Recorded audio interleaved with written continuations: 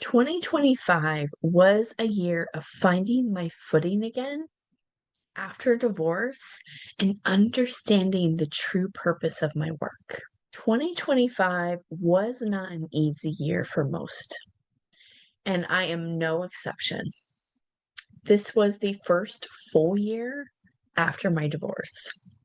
I finalized my divorce in October of 2024 after being with the same person for more than 17 years. And in that 17 years, I spent more than 10 years as a stay-at-home mom. There was a lot of mixed emotions of what it means to truly be on my own again. It was very lonely. It was also liberating to be my own person again. But there was also a lot of uncertainty. I had to go back to work full time. I have not worked full time outside of the home since 2013. No, 2012. Yes, 2012. This wasn't a year of rebuilding fast, but more about setting the groundwork and setting a foundation. If you are in a season of rebuilding and redefining yourself, this episode is for you. I closed out a chapter, an end of an era of being married.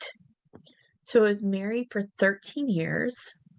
I have 3 children with my ex-husband. When you're in a long-term relationship for that long, it can really blur the lines of who you are on a personal identity level versus who you are in that relationship. Part of the reason why I left my marriage is I did not feel like I could be my full self. I felt myself filtering myself, and I had this huge awareness around I could step into my purpose or I could continue being married. And that was a hard reality I had to face. And I had to make that choice, to make that decision of, do you want to just be married and play it safe? Or do you want to be your full self? There's a quiet unraveling that happens when you leave a long-term relationship like that. You have to redefine what this next season looks like for you, who you are, who you want to be, who you're becoming, and the parts of you no longer resonate with, the parts of you're leaving behind. When you leave a marriage like that, it's about becoming your full self and understanding who you are on an identity level. It's becoming an individual again. And I can no longer be codependent on a partner.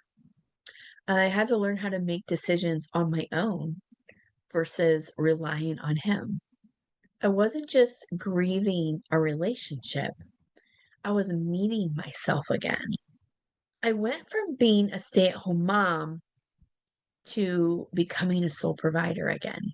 Early on in our relationship, my son was 2, and I've told the story about how I started working from home because my son was 2, he had special needs, and I had gone to my boss. I was working full time at that time, and I wanted to go down to 4 days a week so that I could spend more time with my son, and they let me go. They laid me off 2 weeks later. And in that moment, I chose to see this as a blessing in disguise. And from that point on, I became a stay-at-home mom. I always had side hustles because it was the only access to money I had was if I made it myself. My ex-husband did not make a lot of money in the beginning, so we struggled a lot. We never had joint bank accounts. I never knew how much money he had in the bank. And anytime I wanted to talk about money, he never wanted to deal with it. It is a huge mistake on my part not to insist that I be on a shared bank account. And it's part of why I'm so passionate about helping women have their own resources, because you need your own resources to leave whatever situation you want to leave.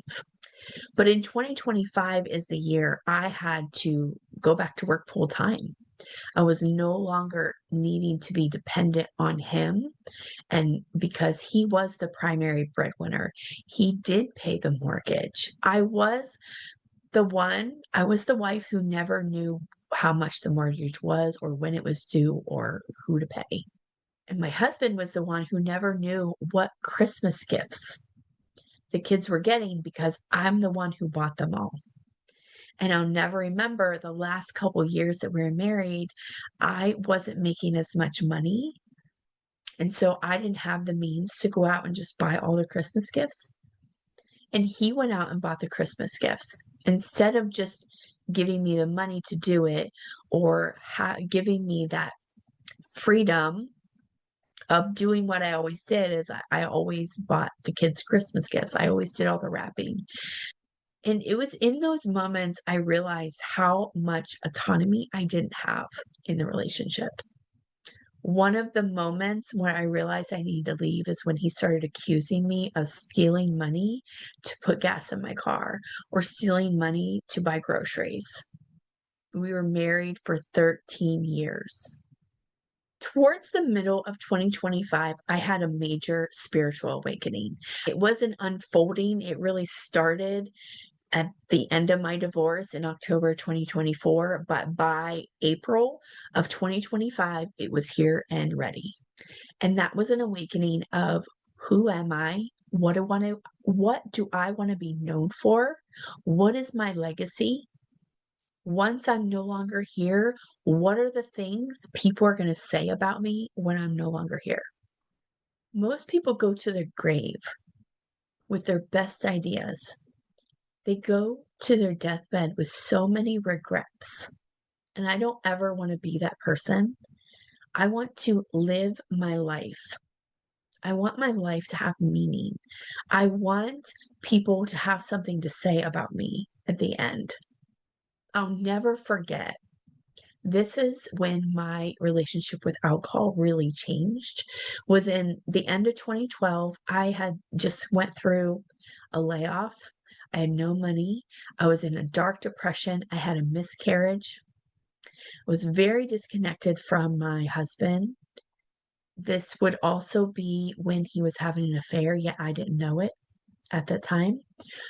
And we had gone to a party and had way too much to drink. And I said things to people, I lashed out to people who made me feel a certain way. Like I had something to say, and the alcohol gave me the inhibitions to actually say it. Like I was not holding back. I had those things to say even when I was sober, but I held it back. But when I had too much to drink, all of a sudden there was nothing holding me back. I don't actually remember any of this, but the next day I remember waking up is like, that's not how I want people to remember me by. That is not how I want to be known for. And from that point on, I like rarely drink anymore. Or if I drink, I'll have a glass of wine. I might have an occasional beer, but it's not like on a regular basis. I don't binge anymore. That was a really turning point for me, was realizing, what do I want to be known for? Is this the version of me I want people to remember? No. So after my spiritual awakening halfway through the year and realizing what I really do want to be known for, I cut back my hours and I started pull back on the time I was pouring into someone else's dreams, someone else's business, and I started pouring into my own. I will never forget this. When I was 18 years old, my dad used to say to me, "You can work a job, but it will never make you rich. You will always be paycheck to paycheck working for someone else. And you can work to build someone else's dreams, or you can work to build your own." And that was where I was this past summer. I started to get real with I'm a single mom of 3 kids, a primary provider, and I'm putting all my eggs in her basket. And she has no loyalty to me. What if she decides to get rid of me tomorrow and I have nothing else to land on? And I didn't quit the job, but I just started to pull back my energy slightly and start putting some of that energy into myself. Now, that was not easy because by doing that, I no longer could pay my bills all the way. I had to walk away from my house. I lived in a duplex. Then I was paying more than most people pay for their mortgages. And since I was no longer working full time, I could not keep it up. And my biggest fear did come true because by October, I was let go from that job.